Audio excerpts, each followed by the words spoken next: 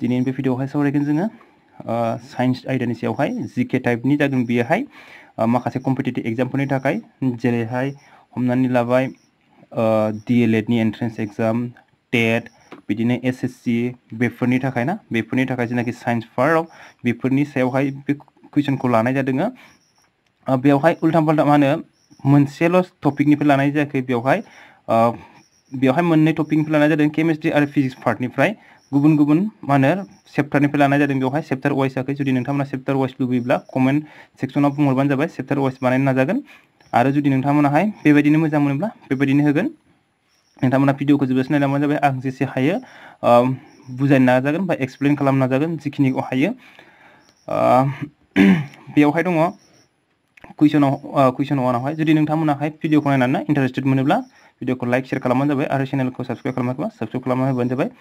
बेयाव दङ image formed by a plane mirror is होननानै बुंदों जे मा होनदों बेवहाय प्लेन मिरर होनबाथ' बयबो मिथियोना समानथाला आयना होननानै बुङो जायखौहाय इमेज माने सावगारि माने सायखं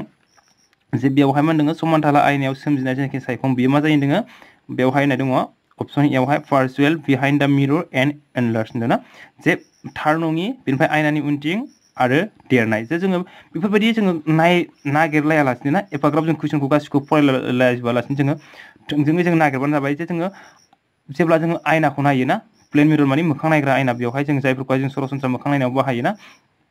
प्लेन मिरर माने होमबा जोङो मोनथियो जे बेवहाय जोङो जेब्ला आयनानि साखाथियाव गसंनानै थागोन अब्ला मा जायो आयनानि साखाथियाव गसंनानै थायोब्ला जोङो समान नुयोना जोङो समान नुयो जोंनि सावगारिखौ आरो आयनानि उनथिं सोमजियो होमबा जोङो समान होननाय लोगो लोगो बेवहाय सेम साइज जागोन आरो थार नङि जागोन माने आयनानि उनथिं सोमजियोब्ला जोंना मा जायो थार नङि जागोन बेना होमबा बे रियेल मोननायाथ' नंखाया होमबा जोंना नैबे पार्सुएला जागोन ना थार नङि नाथाय बेवहाय नायदो जे जोंना समान जायो नाथाय बेवहाय देरनाय होदों बेना होमबा बेबो नङा ना होमबा जोंना मा जागोन अपसन बि आहाय ना माने थार नङि आरो आयनानि उनथिं आरो मा होनदों सेम साइज एस दि अबजेक्ट माने नोजोर मुवानि समान बियो ना जे जों गावखौ नायोब्ला गावजों समान नुखायो जोङो ना बियो दानिया नेक्स्ट कुइसनाव दङ the chemical formula of bleaching powder is जे ब्लिचिं पाउडारनि केमिकेल फर्मुलाया मा जागोन बेवहाय जोंनियाहाय अपसन बि आहाय जोंनिया बेयाव ना नैबे बि आहाय जोंनिया CaOCl2 बियोहाय बे मा केलसियाम अक्सि क्लराइड होननानै बुङो जाय केलसियाम अक्सि क्लराइड होननानै बुङो जोङो बेनिफ्राय नों बेवहाय इन pH दा स्टेन्ड्स फर दा P स्टेन्ड्स फर होनना बुंदों माने बेवहाय ना pH आवहाय बेवहाय मा होनदों P नि स्टेन्ड्स माने P आवहाय जायो मा जागोन जोंनाहाय बेयाव दङ प्रोटन प्रिमिटिभ मा होनो पटेनशियेल आरो प्रसेस ना बा बिनिया मा जागोन जोंनाहाय पटेनशियेला जागोन माने जोंनिया मा जायो pH माने बे मा जागोन जोंनियाहाय potential of hydrogen जे pH माने मा होनदों potential ना potential of hydrogen ना एसे केमेराया मावदों सरि बेनिफ्राय नेक्स्ट कुइसनाव दङ 4 नाम्बार कुइसनावहाय जोंनिया if distance covered by a particle is 0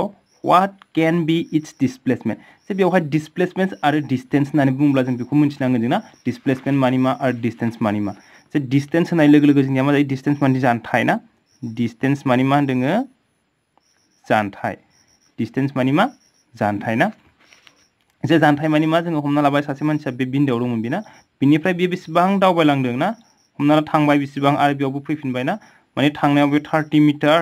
आरो फैनायाव बे 30 मिटार होमबा बेयो गासै बेसेबां जानथाय बारलांनाय जागोन बे बेसेबां फैफिननायावहाय थांनायजों फैनायजों 30 + 30 मा जागोन बेयो 60 मिटार जानथाय बारलांगोन दाना डिसप्लेसमेन्ट मानि मा डिसप्लेसमेन्ट होननाय लोगो लोगो जे बे थांनानै हमना लाबाय बे फैफिनबाय ना जे जोङो मा जायो नैबे सिगांनि बिन्दोनिफ्राय गुदि बिन्दोनिफ्राय माने बे बेसेबां गोजानाव थागोन सासे मानसिया ना थांबायानो जेनेबा बेवहाय थांनानै बे फैफिनबाय बा बेसेबाङाव फैफिनबाय ना अब्ला माखौ लागोन बे गासै थांनानै फैनायखौ लाया बियो मा जागोन नैबे सिगांनि बिन्दोनिफ्राय बियो बेसेबां गोजानाव दं बेखौसो जोङो डिसप्लेसमेन्ट होननानै बुङो जोंना शर्टेस्ट डिस्टेन्स होननानै बुङो जों बेखौहाय माने गुदि बिन्दोनिफ्राय बियो ना माने गुदि बिन्दोनिफ्राय मा होनदों खाथिसिननि जानथाय बेखौनो मा होनना बुङो डिसप्लेसमेन्ट होननानै बुङो जोंना होमबा बेवहाय डिस्टेन्स कभार खालामनो बेसेबां 0 होमबा बेयो सिगाङाव बेवहाय दंखायोना डिस्टेन्सआ 0 होमबा डिसप्लेसमेन्टआ मा जागोन बेयावनो दं नालाय ना होमबा बेबो मा जागोन 0आनो जागोन आरो बेयो ना बेवहाय मा दङ इट कैन नट बी 0 माने 0 जानो हाया नोङो इट मे और मे नट बी 0 मा होनो लाथिख'बो जानो हागौ आरो नङाबो जानो हागौ ना इट मास्ट बी 0 होमबा मा जागोन जोंनाहाय बियो 0आ जागोन आरो ना बियो सिआनो जागोन बिनाहाय दाना नेक्स्ट क्वेश्चन नम्बर 5 आव दङ which of the following is not a scalar quantity बबे मोनसेहाय बेवहाय मा दङ स्केलार क्वान्टिटी नङा बियोहाय ना बेखौहाय जोङो बुंनांगौ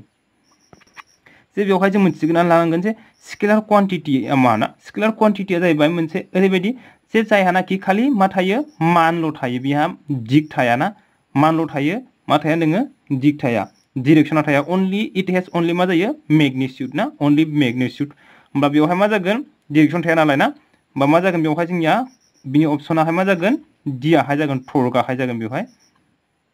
दाना नम्बर 6 आव दङ when a magnesium ribbon is burned in air माने जेब्ला जों मैग्नीशियामनि फिथाखौ मा होनदों अराव बारावहाय सावनाय जायोना दा आर्क फर्म इज अब्ला बिनि जिनाखि कालार ना हाथफ्ला बियोहाय मा जागोन मा कालारनि जागोन बेवहाय येलो पिंक ब्लैक व्हाइट मा जागोन होनबा जोंना जेब्ला सावोना अब्ला बियो हाथफ्लाया मा गाबनि जागोन बियो होनबा जोंनियाहाय व्हाइट कालारनि जागोन बियो ना होनबा अपशन डी आहाय बियो व्हाइट कालारनियाहाय बिनिफ्राय what instrument is used to measure the distance traveled by a vehicle माने गारिनि जिनाखि ना दावबायनायनि जानथाय बेखौहाय बबे इन्स्ट्रुमेन्टजों मा होनो मेजार खालामनाय जायो बा सुनाय जायो अब्ला माजों सुयो जों बेखौहाय ओडोमीटरजों ना ओडोमीटरजोंहाय अपशन ए आहाय बिनियाहाय कारेक्ट एन्सारा बिनिफ्राय दानिया दङ 8 नम्बरावहाय दङ what happen when an acid reacts with metals जेब्ला मा होनदों मा जागोन जेब्ला नोङो एसिडजों मा होनो मेटेलखौहाय फिनजाथाय खालामनाय जायोना फिनजाथाय जायो माने एसिडआहाय मेटेलजों मा जायो फिनजाथाय जायो रिएक्ट जायो अब्ला मा जागोन बेवहाय अपशन ए आव दङ salt and water is form metal hydride is form oxyacid will be form salt and hydrogen gas is form होमबा बिनि एन्सारा मा जागोन अपशन डी आहाय ऑप्शन डी आहाय मा salt and hydrogen gas is form माने जेब्लानाखि एसिडजों मा जायो मेटेल्स रिएक्ट जागोन ना अब्ला मा सोमजिगोन दोङो संख्रि आरो हाइड्रोजन गेस सोमजिगोन बियो दाना मा दोङो blue litmus paper turns into which colour is basic solution जे जेब्ला जोङो ब्लू लिटमस पेपरखौ जों जेब्ला बेसिक सल्यूशनावहाय माने मा दोङो blue litmus paper turns into which colour in basic solution माने ब्लू लिटमस पेपराहाय जेब्लानाखि बेवहाय ना बेसिक सल्यूशन माने बेसिक कंडीशनावहाय माबायदि कालारनि जागोन बेवहाय ना ब्लू लिटमासाहाय माबायदि कालारावहाय सोलायगोन बेयाव दङ वायलेट कालार रेड कालार ब्लू कालार आरो मोनसे दङ नो सेन्स जे जेब्ला जोङो ब्लू लिटमासखौ जों जेब्ला बेसिक माने कार्डियारियावहाय ना जेब्ला जोङो सोमगोन बा होगोन ना अब्ला मा जागोन बेवहाय ब्लूआहाय ब्लूयैनो थागोन मिथिबाय माने बियो जेबो कालार सोलायनाय नङा ना बेवहाय ब्लू कालार होनदों जे ब्लू कालार बेथ' सिगाङावनो ब्लू कालार मोना ब्लू कालारानो जाहैफिना बि माने जाहैफिनखागोन होनब्लाबो बिना अपसना मा जागोन जे बे चेन्ज जानाय नङा बिना नो चेन्ज कालारा जेरै दं एरैनो ब्लू नालाय ब्लूयैनो थागोन बिना मा बिनिया मा जागोन अपशन डी आहाय नो चेन्जआहाय दे नैबेहाय जागोन दाना नेक्स्ट 10 नम्बराव दं जे आं बेवहाय माबे माबे चेप्टारनिफ्राय ना माबे चेप्टारनिफ्राय दङ बेवहाय केमिकेल रिएक्शननिफ्राय होदों बिनिफ्राय लाइट एन्ड रिफ्लेक्शन बिनिफ्राय दङ एसिड बेस आरो सल्ट ना बिनिफ्राय दङ मशननि दङ बिनिफ्राय फोर्स बेफोरनिफ्राय कुइसनखौहाय होदों बेयाव दङ in tomato' which acid is present माने टमेट'आवहाय बबे एसिडा थायोना होमबा बेयाव मा थायो अपशन सी आहाय अक्जेलिक एसिडाहाय लाइम वाटार इज माने बेवहाय लाइम वाटारनि फर्मुलाया हाबैना बबे मोनसेयाहाय लाइम वाटार बेवहाय ना होमबा मा जागोन बेवहाय लाइम वाटाराहाय जोंनिया मा नै बेवहाय केलसियाम हाइड्रक्साइडआ बेनो जाबाय लाइम वाटार केलसियाम हाइड्रक्साइड होमबा अपशन बी आहाय बिनिया ना 11 नम्बरनिया बिनिफ्राय 12 नम्बर दङ एकर्डिं टु द साइन कन्वेन्सन द डिस्टेन्स अफ अबजेक्ट जे जोङो जेब्ला जोङो साइन कन्वेन्सननि मथै ना होमबा मा जागोन जे डिस्टेन्स अफ अबजेक्ट माने नोजोर मुवानि जानथायनि माना मा जागोन बेवहाय दङ ए इज अलवेज पजिटिभ माने बिनि मानाहाय जेब्लायबो पजिटिभ जागोन आरो ना बेयाव दं अलवेज नेगेटिभ मा होनो may be positive or negative is equal to अबजेक्टलि जे जेब्लायबो जोङो साइन कन्वेन्सन बायदियै जों मा मोनथियो जे बेवहाय माबायदि लायो जोङो बे साइन कन्वेन्सनावहाय बेना नैबेखौ मा जायोना वाइ डेस एक्स सरि नैखिजाय एक्स बेखि एक्स डेस ना जे जोङो बेखिजाय मा जायो प्लास जायो बेना माने केसे प्लास जागोन ओरै माइनास जागोन आरो जे मा जायो प्लास आरो जे मा जागोन माइनास आगदाथिंनिया मा जायो प्लास आगसिनिया माइनास गोजौनिया मा जायो प्लास गाहायनिया माइनास ना बेबायदि लायो जोङो बेवहाय दोङो according to sign convention the distance of object जेब्लायबो जोङो objectखौ नैबे बेवहाय जों आयना होननानै लायो दे बेखौ आयना बा ओरैजायानो जा बे खरले बायनायानो जा खंसा आयनायानो जा ना जों जेब्लायबो बेवहाय मा जायो नैबेखौ मिन माने आयनानि मिरु होननानै लायो जोङो फल होननानै लायोना अब्ला जों मा मोनथियो जे अबजेक्ट होनदों जे नोजोर मुवा बेखौ जों जेब्लायबो आयनानि लेफ्ट साइडथिं लाखिगोन जोङो आगसि फारसे ना आगसि फारसे अब्ला जों मा मोनथियो आगसि फारसे मा जायो नेगेटिभ जायोना होमबा अलवेज नेगेटिभ जागोन बेवहाय माया अबजेक्टनि जिनाखि मान बियो ना जेब्लायबो मा जागोन नेगेटिभ जागोन होमबा माया जागोन अपसन बि आहाय बेना अपसन बि आहाय जागोन बिनिया एन्सारा अलवेज नेगेटिभ माने होनबा जोङो आगसि फारसे मा जायो दानख'सिन जायोना बेखौ गोसोआव लाबानो जाबाय दानिया 30 नम्बर दं a boy is standing at a distance of 2 metre in front of a plane mirror माने सासे हौवासाया ना माने 2 मिटार जानथायाव आरो प्लेन मिररनि आयनानि मोखाङाव आरो ना साखाथियावहाय 2 मिटार जानथायावहाय माने गसंना दङ दा डिस्टेन्स बिटुइन द बय एन्ड हिज इमेज इज हमना लाबाय सापज मा नों बेवहाय प्लेन मिरर बियो ना जे मोखां नायदों जेनेबा नोङो आयनानि बे जाबाय जेनेबा हमना लाबाय प्लेन मिरर बेसेबां मिटार गोजानाव दङ नोङो आयनानिफ्राय 2 मिटार डिस्टेन्सआव ना बिनिफ्राय बेसेबां डिस्टेन्सआ मा नोङो 2 मिटार जे जों मा मिन्थियो जे समानथाला आयनायाव नोजोर मुवानिफ्राय आयनानि जानथाया जेसेबां गोजान जायो माने बेनिफ्राय मा होनदों इमेजनि जानथायाबो मिथिबाय इसेबां समान गोजान जायो होमबा इमेजआ बेसेबां गोजानाव सोमजिहैगोन आयनानिफ्राय मिररनिफ्राय मा होनो इमेजआहाय ना बेसेबां जाहैगोन 2 मिटारानो जाहैगोन अब्ला बेयाव सोंदोङो मा बय एन्ड हिज इमेज माने हौवासा आरो नैबे गथ'सा आरो ना बे गथ'सा आरो नैबे सायखंनि जानथाया बेसेबां बेखौ मिथिया होमबा जोङो अबजेक्टनि जानथाया बेवहाय मा जायो 2 मिटार आरो बेवहाय इमेजनियाहाय 2 मिटार मा टटेल मा जागोन बियो 4 मिटार जागोन बियो ना होमबा जोंनिया कारेक्ट एन्सारा मा जागोन अपसन नम्बर ए आहाय 4 आहाय गोसोआव लाबानो जाबाय दङ दा unit of power of lens माने लेन्सनि गोहोनि सानगुदिया मा ना होमबा बिना मा जागोन अपसन सी डायप्टर आहाय ना गोसोआव लाबानो जाबाय कुइसन नम्बर 15 दङ a concave mirror gives real inverted and same size image if the object is place माने कनकेव मिरर माने खरलेब आयनायाव आरो ना खरलेब आयनायाव मा सोमजियो नोङो खरलेब आयनायाहाय मा सायखं सोमजिहोयो रियेल सोमजिहोयो माने थार सायखं थोंगोर एन्ड सेम साइज माने समान मा जायो सरि इनभार्टेड माने उल्था दे बियो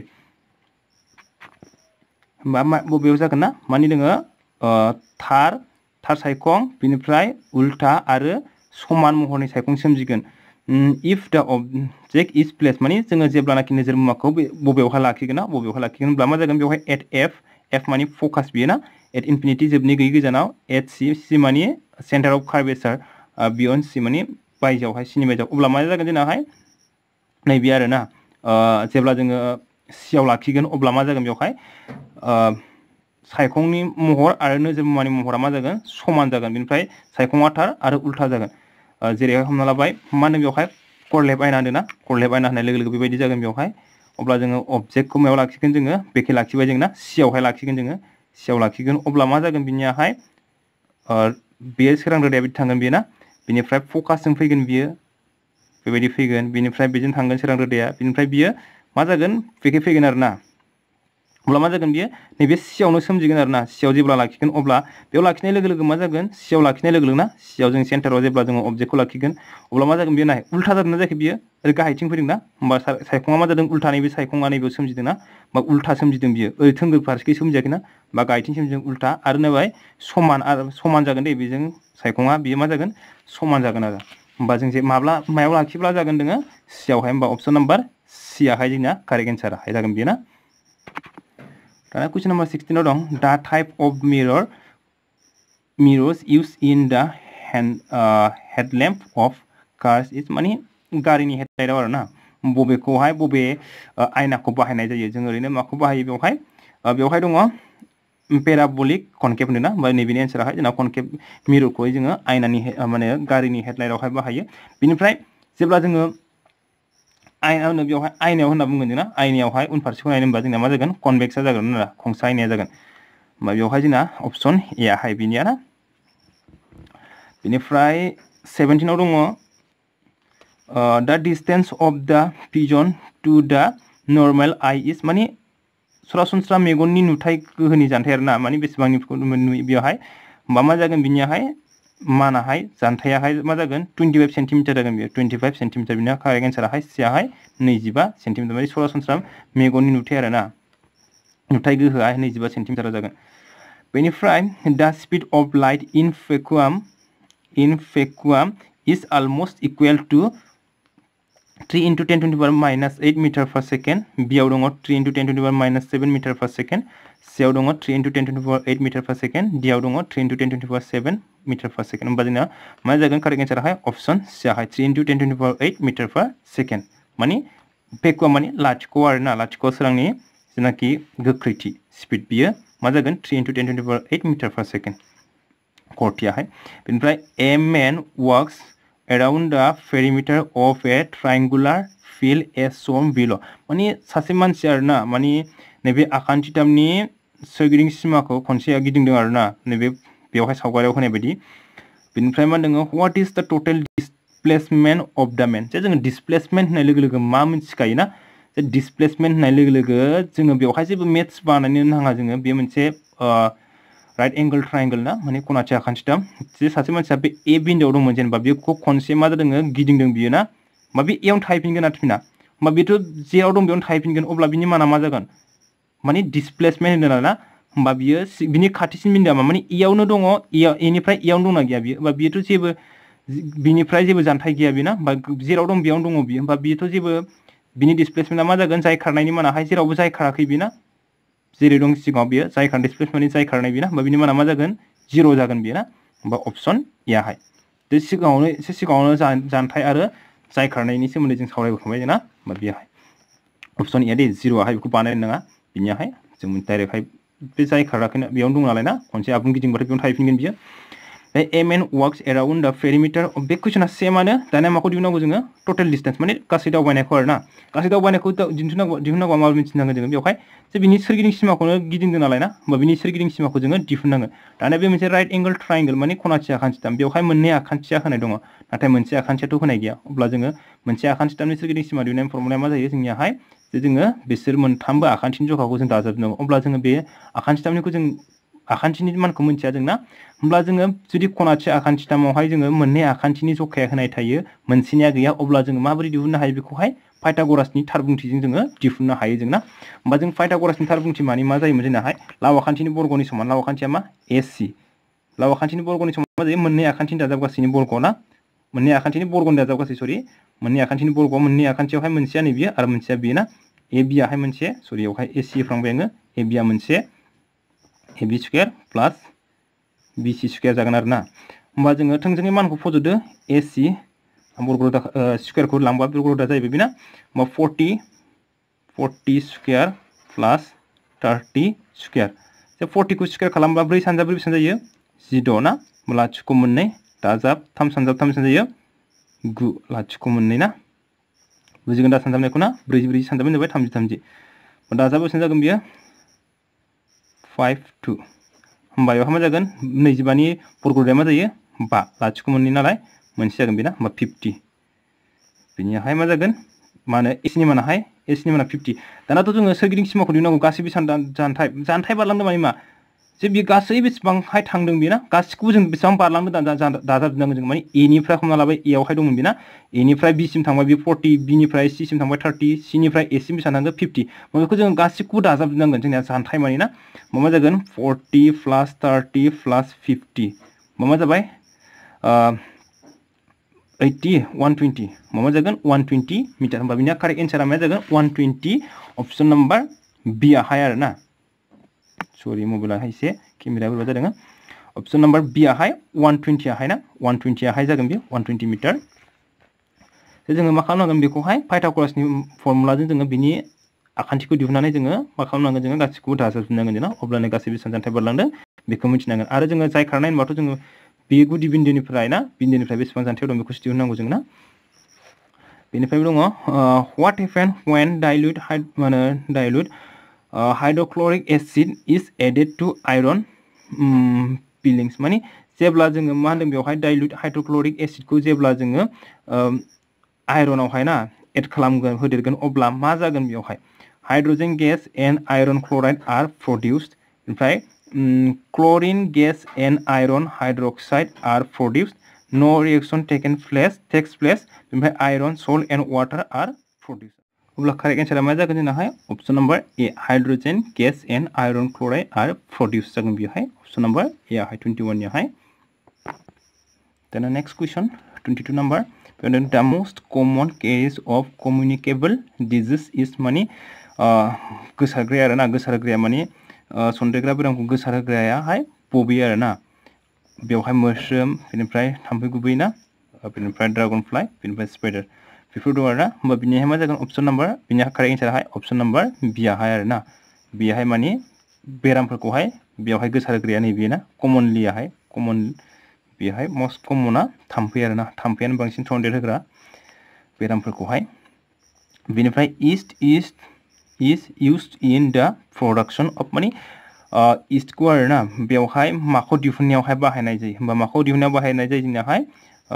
बेखौहाय ईस्टखौ जोङो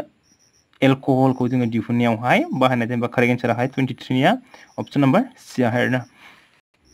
ओमफ्राय द process of conversion of sugar into alcohol is होननानै बुंदों बेवहाय जे माने सिनिनिफ्राय एलकहलसिम सिनिखौ एलकहलसिम सोलायहोनायाव आरोना बबे मावखान्थिखौ बाहायनाय जायो बेवहाय फार्मेन्टेशन नाइट्रोजेन फिक्सेशन बेनिफ्राय मोल्डिं बेनिफ्राय नान अफ दिस बा बेनिफ्राय मा जागोन फार्मेन्टेशनावहाय जोंनाहाय ऑप्शन नंबर ए आहाय आरोना फार्मेन्टेशनावहाय बेखौहाय जोङो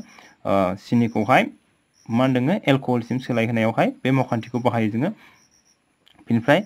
द फलोइंग इज एन एन्टिबायोटिक माने गाहायनि बबेया आरोना गाहायनि बबेयाहाय मा होनदों एन्टिबायोटिक बेवहाय होनदों सडियाम बाइकार्बोनेट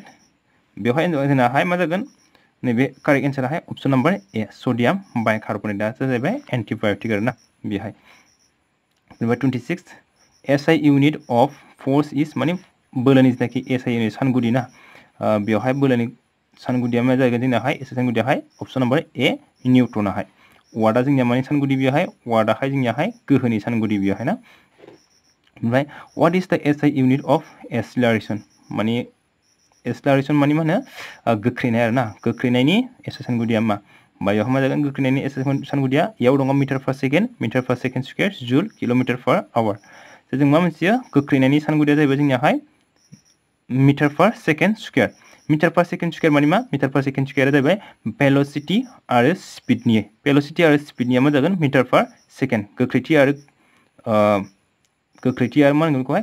गोख्रैथि आरो खरथिनिया जोंना मा जायो मीटर पर सेकेंड आरो नैबे गोख्रैनाय जेनाखि एक्सेलारेशन बे मीटर पर सेकेंड स्क्वायर जुला जाहैबाय जोंनियाहाय मानि जानो हागौ जोंनियाहाय हाबा मावनायनिया बेनिफ्राय दङ किलोमिटार आवर ना बे जाहैबाय घन्टायावहाय किलोमिटार आरो घन्टानि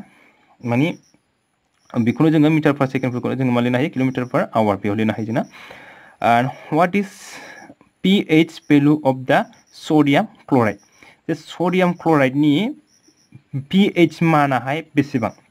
जे जों बेवहाय sodium chloride नि pH मानखौ सोंदों बेवहाय जे जोङो pH नि मानखौ जोङो